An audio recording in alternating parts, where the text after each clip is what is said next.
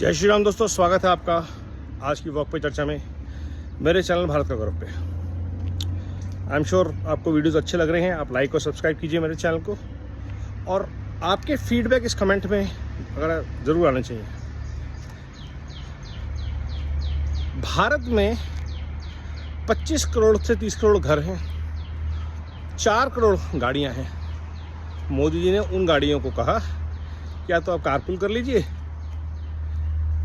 या आप public transport use कीजिए। परेशानी किसको है? उन लोगों को जिनके पास ना गाड़ियां हैं ना टू व्हीलर है और जो मुफ्त के राशन पे रह रहे हैं। पूरे भारत में मुश्किल से 7 करोड़ पासपोर्ट हैं। 1 करोड़ भारतीय साल में विदेश जाते हैं। मुश्किल से 3 करोड़ भारतीय जो हैं वो पूरे भारत में साल में बाय एयर जाते हैं। देश में जो ट्रैवल करते हैं उनको तो कुछ कहा ही नहीं। सिर्फ उन लोगों को जो फॉरेन छुट्टियों में जाते हैं उनको बोला भाई इस बार छुट्टियों में मत जाना, देश में रहना, घूमो फिरो, मना नहीं किया।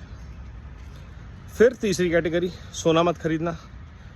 भारत के हर घर में इतना सोना पड़ा हुआ है, लेकिन सोना खरीदना हमने शुभ माना, परिवार के लिए अच्छा माना और खरीदते रहे। लेकिन हमको कभी एहसास नहीं हुआ कि सोना बाहर से आता है जिसके हमें डॉलर में कीमत चुकानी पड़ती है।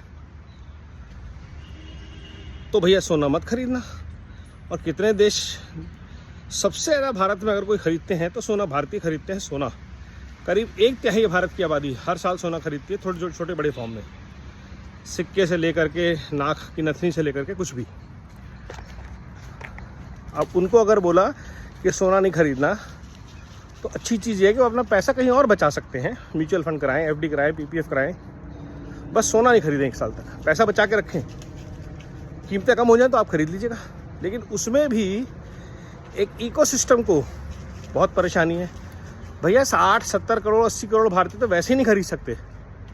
तो परेशानी किसके लिए? किस गरीब को परेशानी हो गई इस चीज़ से?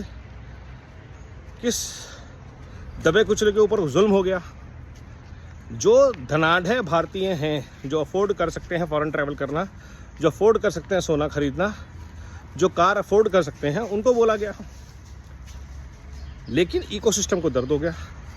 और जबकि पूरा भारत इस बात को समझता है, तो इस डेटा को समझना बहुत ज़रूरी है कि इम्पैक्ट कितने लोगों पर है और क्यों है।